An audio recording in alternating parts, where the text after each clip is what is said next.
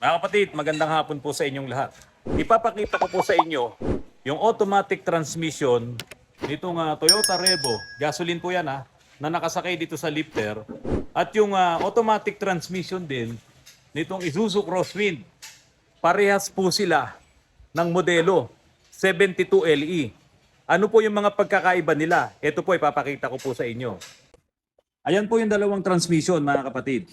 Itong nasa bandang itaas, ito po yung transmission ng Toyota Revo na gasoline.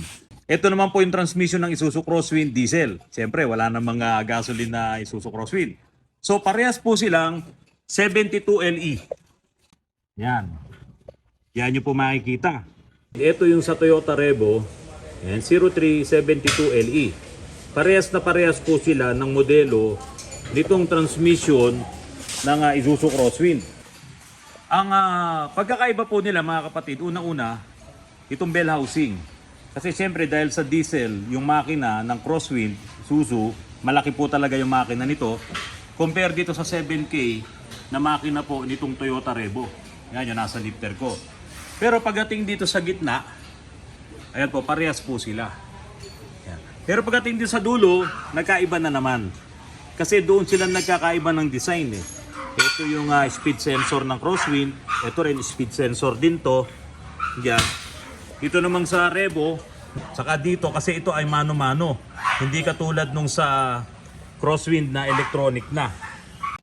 Mga kapatid, napakainit dito sa Antipolo. Okay, ito. Tignan nyo po yung torque converter nitong dalawang transmission na to. Ayan o. Parehas naman sila ng seating capacity ng Revo saka ng Crosswind.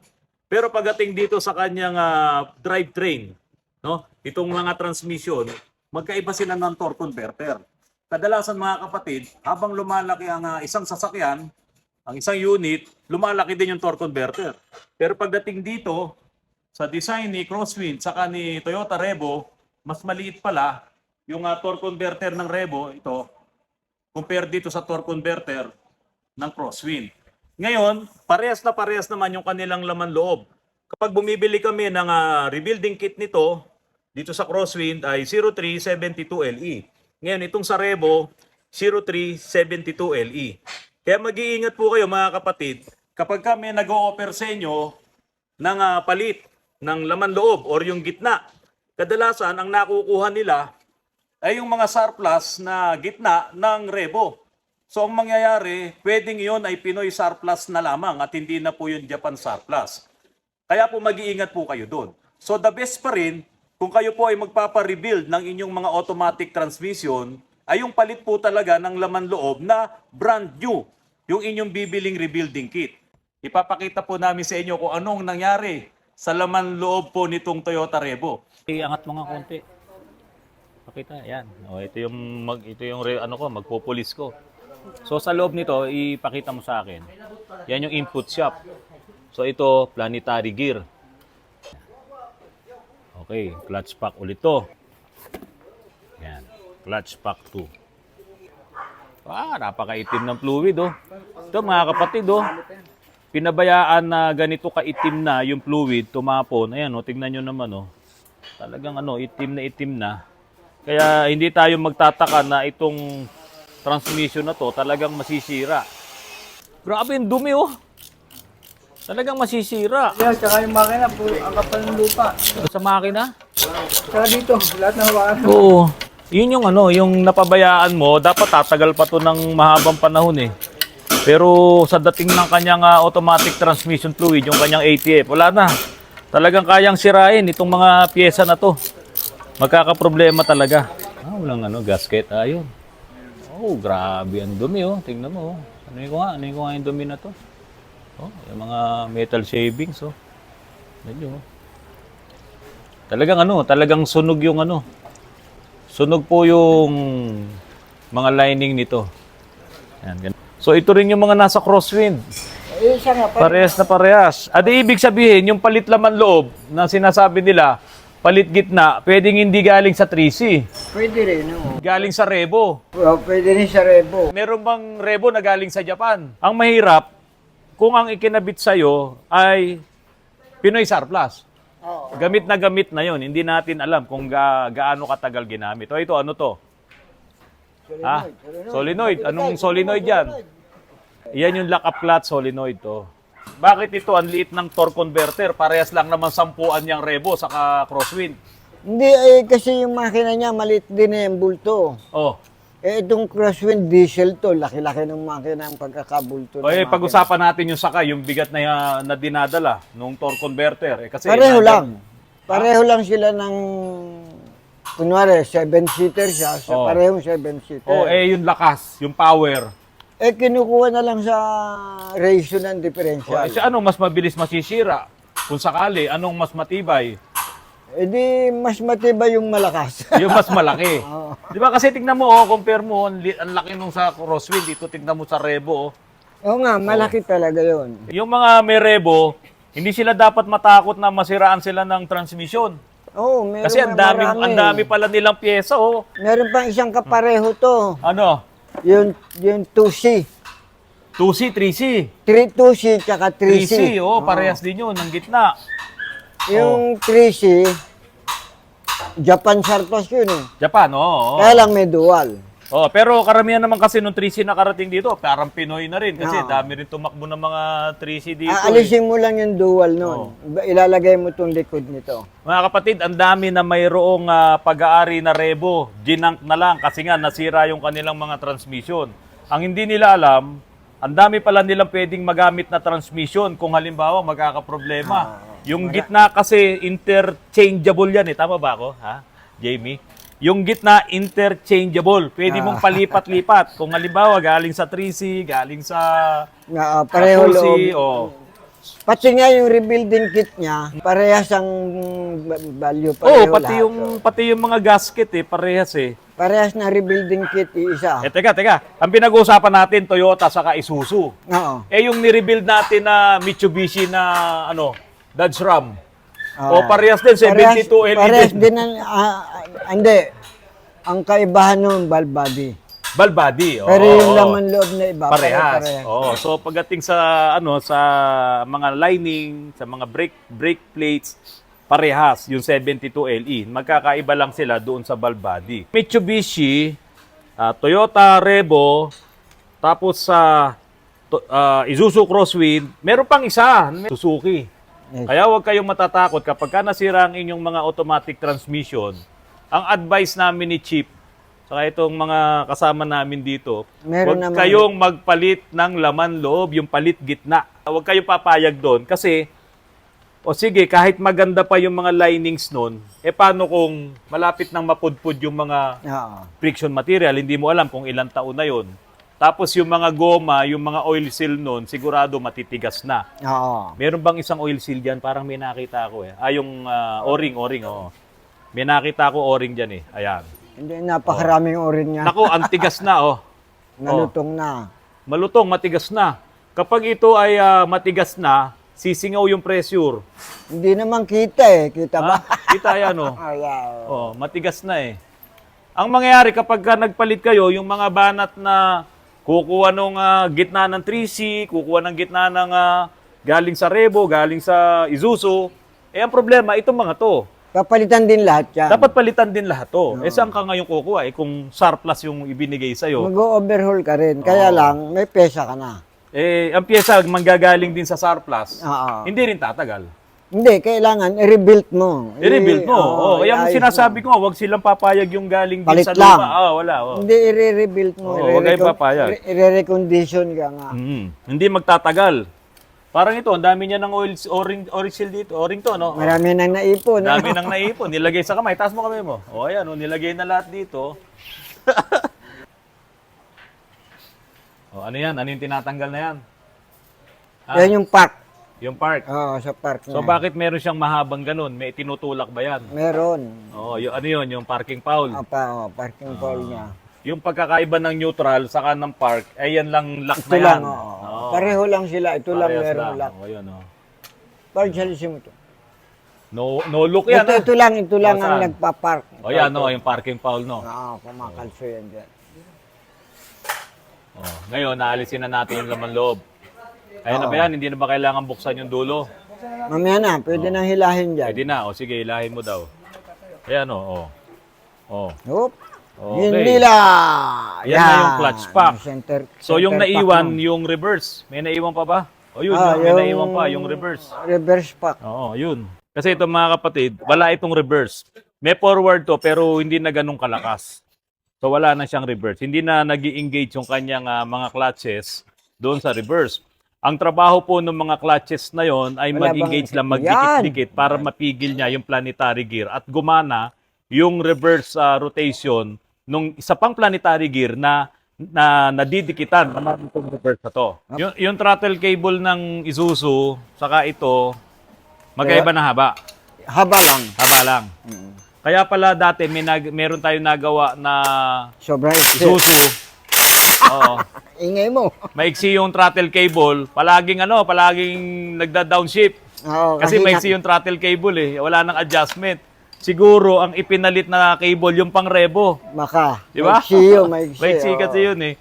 Pero halos parehas, yung kabila ang dulo parehas. Maiksi lang talaga. Ito. Sunog ba? Ito yung center clutch. Hindi lang siya basta sunog, pudpud na.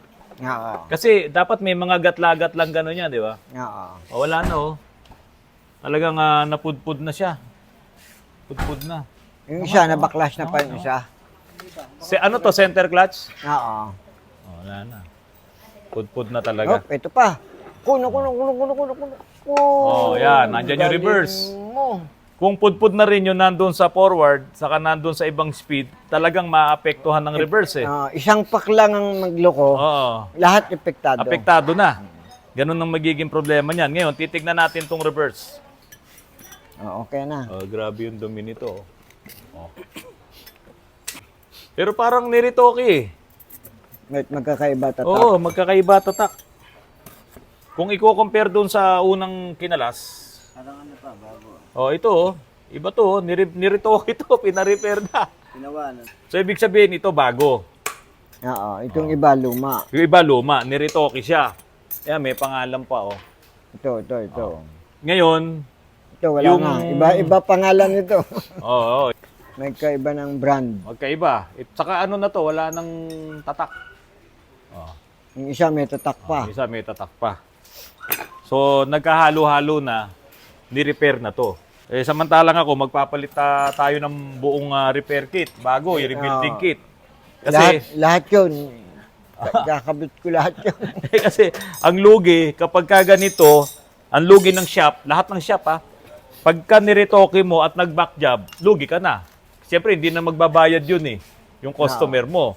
So kami dito, dapat palit talaga lahat ng bago para hindi siya mag-back job. Kung mag-back job man, pwedeng iba yung problema. Siyempre, ibang usapan yon. Pero this time, ito, naritoke na yan, bagong-bago. Ilawan mo nga ka, Richard. Kitang-kita yung tatak nito. Pagdating dito, wala nang tatak. Sunog na to. Sunog na to Ipinaangat ko ulit itong casing niya. Kasi meron kaming ginawa na taga Batangas. 3 beses naming ibinaba yung transmission. Kasi after 1 hour 30 minutes, nawawala atras. Nawawala yung atras. Bagong rebuild. Wala tayong problema doon sa pagkaka-rebuild. Nawawala yung atras after 30 minutes, ka Richard. O minsan 1 oras, depende kung gaano kahaba ginamit. Sa tingin mo, ano yung problema? Ito kasi mekaniko namin Parang minero hindi mekaniko So ito kaya ako pinaakyat. Ito po kasing casing niya, talagang pagpasok ng mga clutch packs na yon, dapat hindi rin sisingaw no? Wala sigaw lahat yan. Doon sa dulo nito mga kapatid, Magtutugma dapat. sealed na sealed yun Actually, nandoon pa yung isang pyesa, hindi pa natanggal ka Richard Meron pa tayong isang pyesa na hindi natanggal dito. Ayun. So yung pyesa na yon ay nagkakaroon ng crack dito. Dito, nagkakaroon ng crack. Diyan sa loob nito. Yan, Diyan kalimitan nagka-crack. Nagka-crack dito, tapos sisingaw ngayon dito yung pressure. Kaya yung pyesa na yon, yung naiwan, intact yun Ito, intact yung naiwan na yun Kasi pag yun ay nagkaroon ng singaw, nagkaroon ng crack dito, wala, hindi talaga titino ang ang transmission mo. Yun yung kapag mataas na yung pressure, sumisingaw siya at nawawala na nga yung reverse. Tapos pagka binobomba mo, biglang kakapit. Magugulat ka pa. Magugulat ka pa. Oo. Ngayon, iyon mga kapatid, kung na-rebuild na. Kasi kung hindi ka pa nare-rebuild, hindi mo pwedeng pagdudahan to. Pwedeng clutch pack lang o kung Ah. ano lang. Meron kasi ako napanood na isang vlog din na ipinapakita niya itong mga lining. No, sabi niya, ito yung mga lining sa loob ng clutch pack. Ito daw ay hindi naman na dikit-dikit, magkakahiwalay daw to. Hindi po totoo yun. Dikit-dikit po talaga sila doon. Wala lang engagement na matinding-matindi. Kaya dumudulas. Kasi ang magpapadulas doon, itong Yung langis, oh. ATF mo. Kaya kung hindi na maganda ATF mo at maruming-marumi na katulad nito, yun ang magiging problema. Ayan, tulad niya, napakadumi. Oh. Gagasgas ngayon, yung dumi na yun dito, ginawa mo? kaya nagkakaroon siya ng wear. Kaya nasusunog yung mga lining. Kasi nga, napakarumi na ng fluid. Meron ng mga metal shavings. Ito, tingnan nyo naman. Ayan. So, hindi na magiging maganda yung lubrication yan dito. So, kung naka-neutral ano ba ka, itutulak nakahinto itong mga bakal, Nasa gitna na to. yan. Pero ito umiikot, ganyan yan ng ganyan Sige, kasi tulak mo naka-neutral. Pero once naman na mag-engage yan, dikit-dikit na yan, doon pa lang ngayon magkakaroon talaga ng todo na umiikot siya. Hindi mo pwedeng sabing hindi dikit-dikit kasi po ito, gabuhok na lang eh. Magkakadikit po sila, yun nga lang, dumudula sila, gawa nga ng fluid. Mali rin po yung term na sinasabing hindi sila dikit-dikit. Kasi ganyan po ito nakasalansan doon sa clutch packs. Kaya lang po yan dumudulas, wala kasi yung pressure na nagtutulak, meron siyang fluid ito. Yan. So yung fluid na yan ang magpapadulas po dyan. Kaya nga po kung naka-neutral ka, ikot ng ikot itong lining, samantalang ito nakahinto, pero ganito nakadumi ang fluid mo, yun ngayon ang sisira sa iyong mga friction materials. What more, kung iyan pa ay nabawasan, kulang na yung fluid mo, mag-overheat yan, iinit yan, tapos hindi makakarating yung fluid sa taas, dahil nga kulang, diyan na magsisimula, Malambot lang masusunog yung mga lining mo. Ito mga kapatid, ayan, magkakasama yan. So ito po, planetary gear. Pag naka-neutral ka, umiikot yan eh. May ikot yung gitna, ikot naiiwan yan. yung labas. Oh. Ngayon, pag pinigil yung lining ito, pinigil mo, Sama na sila. yan. Pag pinigil mo, sa planetary gear kasi, pag ikot ngayon ng sun gear, talagang nakahinto ito. Ang iikot ngayon, itong sun gear. Yan, may magpapaikot kasi rito eh. So nakahinto ito, iikot ngayon dito, yung sun gear ngayon ang pinapaikot, diretso yun sa output shop. Okay. So, kapag po ito ay dumulas, at napudpud na, hindi niya ngayon mapipigil tong ring gear. Kasi dumudulas, umiikot to ng diretso. So, magiging neutral yan. So, kailangan mag-i-engage tong mga lining na to. Yan po yan, So, dito na naman. Tapos, lining na naman. Yan, tapos plate na naman. Ganyan po kasi yan eh. So, ang magtutulak dito ay yung pressure. Ito po, ganyan na po talaga sila sa loob ng transmission. Hindi po totoo yung sinasabi nung isa na ito po ay hiwa-hiwalay. Magkakadikit po talaga yan. Kaya po mga kapatid, kung ikot ng ikot ito, naka-neutral ka. Ayan, kasi nakahinto yung isa dyan eh. Itong, ayan o. Pipigilin ko itong plate, nakahinto yan Pero umiikot itong lining. Pansinin nyo, umiikot yung lining Pero itong plate nakahinto. Ayan, neutral yan.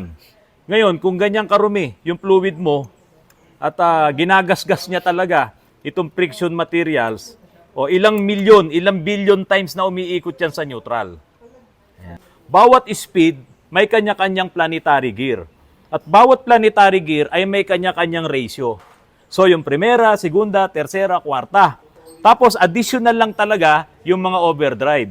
Pero ngayon, yung mga bagong mga transmission ngayon, may overdrive na 1, may overdrive 2, may overdrive 3. Kaya ang nangyayari, yun ay additional speed. Kung dati kang 4 speed, mayroon kang overdrive 5 speed na yon. Yung mga Fortuner ngayon, 6 speeds. So may overdrive 2. So kung 7 speeds ka, may overdrive 3 yon. Okay, ngayon Chip, yung huling ginawa natin na transmission, Fortuner, Gen 1, gasolina at diesel. Parehas ng transmission eh.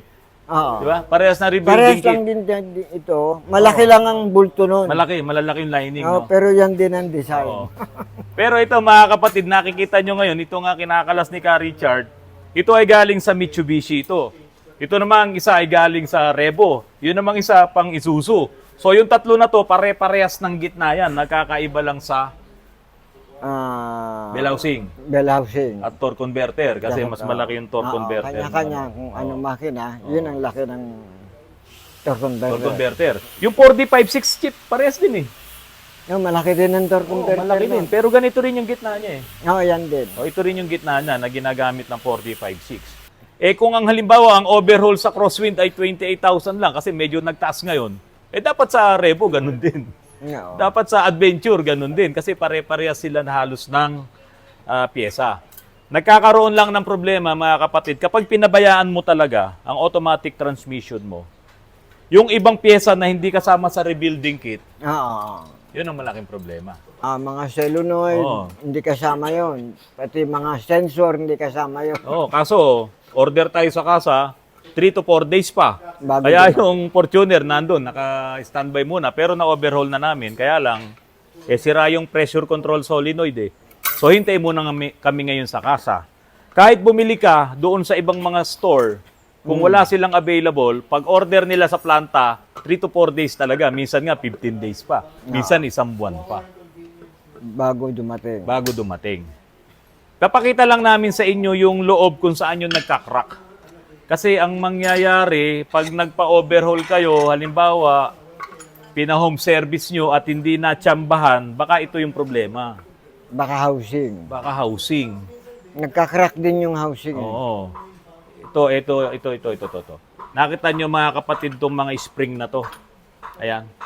Yan Ito yung, tinutulak ng pressure. yan yung tumutulak doon sa pressure. Parang- Kapag ka binuo mo to, yung mga yan, mga Tatak-tak kapatid, mo yan para nakatulak maalis mo. na tong spring. Kaya Yan hindi yan po sa loob. totoo yung sinasabi Tak-tak na mo sa iyan kahoy. kapag ka naka-neutral ay hindi Hanap kang dikit-dikit. kahoy na matigas-tigas. Dikit-dikit po yan. Yun nga lang, wala pa yung malakas talagang pressure na kumbaga sa talagang pipiga, Pinipiga talaga. Pigang-piga yun. Ganun po katindi yun. Kapag ka nawala na yung pressure na yun dahil sumingaw na doon sa mga o-ring, sumingaw na doon sa mga molded piston, Oo. ayun. Hindi nagagana to. Hindi na siya magdidikit-dikit talaga. Oo, Ayan, hindi na tulad siya nung- mape-press. Hindi na siya mape-press. Ano bang sumisira nito? Yung maling fluid. Yung maruming fluid. Yung nag-overheat na fluid. Yung ganito, tingnan mo kung gaano kaitim. Ayan. Dumi, no? Sobrang dumi, Tingnan nyo, mga kapatid, baka ganito na ang fluid nyo, Di ba? Ngayon, pumunta siya sa amin dito para ipagawa. Ayan, nakita na natin yung problema. Oo. Ayan. So, ulitin ko lang, yung nagsasabi na ang mga lining ay hindi dikit-dikit kapag ka nandoon na sa mga clutch packs, hindi po totoo yun. Ayan, ganyan na po nakaporma yan. Dikit-dikit na yan. Kahit lagyan mo ng papel, hindi sisingit dyan eh. Oo, wala lang pressure pa. Hanggat pag nag-pressure, hindi lang dikit-dikit. Oo. Parang isa na lang siya. Oo, compress na siya. Yun nga lang, ba't hindi siya kaagad nasisira? Kasi nga, mayroong kang fluid. Kaya lagi namin sinasabi sa inyo, ang buhay ng automatic transmission ay nasa fluid. Oo. Pag nasunog na fluid mo, pag nag-teflon na yan, pag varnish na yan, hindi niya na mapoprotektahan itong lining. Mapupudpud yan. Sabi po nung nag-vlog, hindi daw po napupudpud. Mapupudpud yan. Meron na kaming nagawa nito. Papakita natin. Nawawasak pa nga eh. Bigyan mo nga ako mamaya yung talagang halos lumabas na yung metal. Meron. Oo, Pero marami tayo meron nun. pang mga Oo, napupudpud po talaga yan. nabibingkong-bingkong. Nabibingkong pa. Makikita mo talaga yung plate, puro gas-gas ng ganun eh. Pag napabayaan nyo, kaya dapat palaging maganda ang fluid. Ito yung pinaka ring gear. Yan yung pinaka ring gear, no? Ito yung carrier. At yung gitna, yun po yung papasok dito, yun po yung Ando sun doon, gear. yung sun gear. Yun yung sun gear. So ayan, pasok natin. Yon. Okay, tapos ito ngayon, Dito sa likod. dito sa likod. Ito yung kinalas natin. Ito yung tutulak sa clutch. Yon. Dito pag ganun. Ito yung reverse. Tapos ito nga yung spring. Pasok mo. Pasok yan dyan. Ayan. Okay. Kaya pag nawawalan ka ngayon ng reverse, kasi ito sumisingaw yung o-ring na yan. May pressure po kasi sa loob Pasok niyan eh. dito ang pressure. Pasok ang pressure. Tutulak yan. Tutulak yung para magdikit-dikit to. Para magdikit-dikit. Oo. Para nagdikit- magsama-sama. Oo. Pag nagdikit-dikit itong mga lining na to, Iikot mga na kapatid, yung housing. pipigilin niya kasi yung ring gear. Oo. Pag pinigil niya yung ring gear, iikot ngayon yung carrier. Ito. Ayan. Iikot yan. Iikot yan. Saka ngayon iikot yung sun gear. Ngayon, kung i-slide ito, mawawalan yung pressure dito dahil sumisingaw. Hindi niya ngayon ito nako-compress. Hindi niya na. naiipit.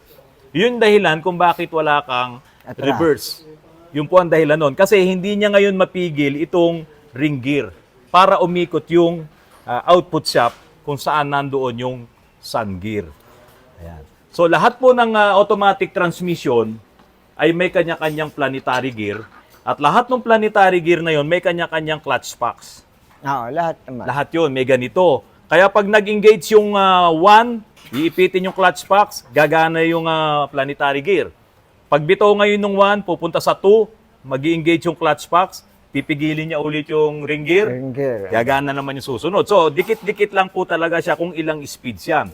Yung after doon sa port speed, kasi karamihan talaga, ano lang 4 lang. 4 lang Yun na yung overdrive. Another gearing yun para pabilisin pa niya ng pabilisin. Pero ganyan pa rin ang design, no? Oo, ganun pa rin ang design.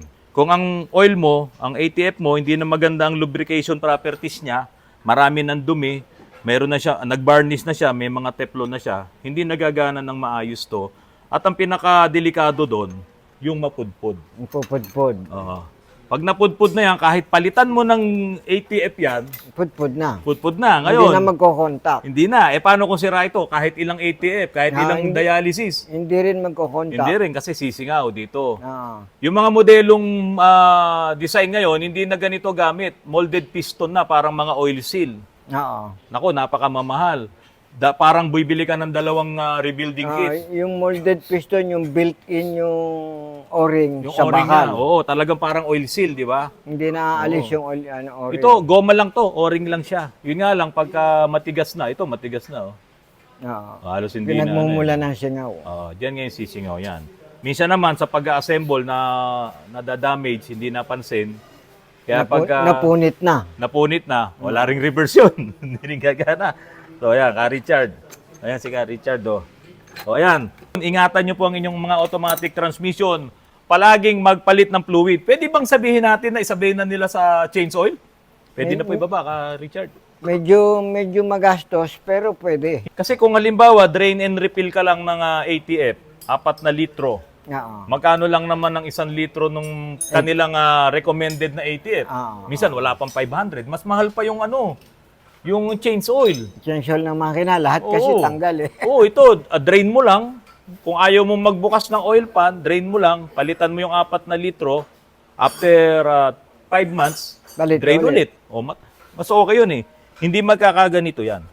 Sigurado. Kasi masasala naman yung dumi. So paano to? Kaya ba na isang araw to buuin? Bubuin lang. Hindi Bubuin? isasampa. Ba't sa Banawe kaya isang araw? Ha? Ba't sa Banawe isang araw Madali kaya? doon isang dampot, isang kasa eh. Sa kayo nag-home service, bakit kaya nila? Oo. Isang araw? Nag-aapura yun eh. Hindi kasi may dala na po silang ganito. Tsaka may dala-dala ng mga gamit Oo. yun. Meron na po kasi silang ganyan. Kaya nga po, pagdating mo doon, hintayin mo lang, wala pa isang araw. Salpak na. Yun lang. Gulat ka nga, nakasampa na rin sa makina eh. Oo. Kaya ang bilin namin, kung halimbawa magpapagawa kayo, kunin nyo yung serial number. May serial number po dito yan Oo. Ayan Kunin nyo yung serial number ng inyong automatic transmission bago nyo ipagawa. Para po, kung sakaling tapos na, tignan nyo kung yun nga yung inyong automatic transmission, kasi baka napalitan. Okay lang naman kung ang ipalit sa inyo, yung mas modelo pa, doon sa inyo. Paano kung ang mapalit sa inyo, lumang modelo na pala. Ayan ang serial number. Di syempre, yung wear and tear nun, para kang bumili ng ang 2015 yung crosswind mo, o kaya yung Revo mo mas modelo pa ng konti, tapos ay pinalit sa'yo yung unang modelo ng Revo, unang modelo ng crosswind, lugi ka doon. Lugi ka. Iba na yung mga pyesa nun, mas marami na ring wear and tear yung mga pyesa nun. So yun mga kapatid, ito muna para sa gabing ito, ang part 2 nito, yung binubuo na ni Chip at yung isasampa na dito sa Revo. But pinaghalo-halo na yung pyesa. Pinaghalo-halo na Mabuo ko pa kaya yan. Oo. Ang natutunan natin dito, crosswind, Revo, Kung meron pang FX na automatic, wala, no? FX? FX, Automatic, wala. nakita. Revo, Adventure, Town Ace, meron. Town Ace, Light Ace, yung mga ganyan, Pajero na Japan, yung mga ganyan, pare-pares lang sila ng transmission. Kaya huwag kayong matatakot dahil mga kapatid, available ang rebuilding kit nitong mga 72LE na automatic transmission. Basta dali nyo lang sa magaling na mekaniko yung mapagkakatiwalaan nyo, yung marunong talaga sa automatic transmission at naibahagi na namin yung ibang mga pwedeng cause kung bakit walang reverse, kung bakit hindi gumagana, na-rebuild mo na. So at least alam nyo na po yan, makakatulong din kayo doon sa inyong mga mekaniko kung sakaling ganun ang mangyari. Oh, masabi mo? Para pwede rin nila sabihin sa mekaniko kung walang idea. O, doon ganito, pwede palang palitan ng ganitong pyesa, ganitong pyesa, di ba? Nood ka kay Autorans. Pwede rin po kaming tawagan mga mekaniko ha. Huwag po kayong magagalit sa amin. Magkakakampi po tayo dito, yung mga mekaniko. Baka meron din kayong alam, turo nyo sa akin. Yung alam ko naman, turo ko sa inyo. Kaya wag po kayong mahihiya. Lalong-lalo na yung mga mekaniko na baguhan pa lang. Magtanong po kayo sa amin kung meron po kayong hindi nauunawaan. At kung meron naman kaming nagagawa ni Chief na sa tingin nyo, mali para sa inyo, kayo na pong bahala mag-explore. No? Bahala na kayo doon. Bahala na kayo doon. Basta tayo, pagsamasamahin natin yung mga kaalaman, at the end of the day, kayo ang mas maraming nalalaman kaysa po sa amin. Sige. Ano? Babay na. Ay, Tapos na Sir kami. Ramon Bautista, JDM number 1. Eto, ayaw tumigil sa paninigarilyo. Punta ka naman sa amin dito at tayo'y mag-collab. Si Ramon Bautista. Kilala mo yun? Siyempre. Oo, yun. JDM number 1. Pasyal ka po rito, Sir Ramon. Hintayin ka po namin. Okay. Mga kapatid, magandang gabi po sa inyong lahat.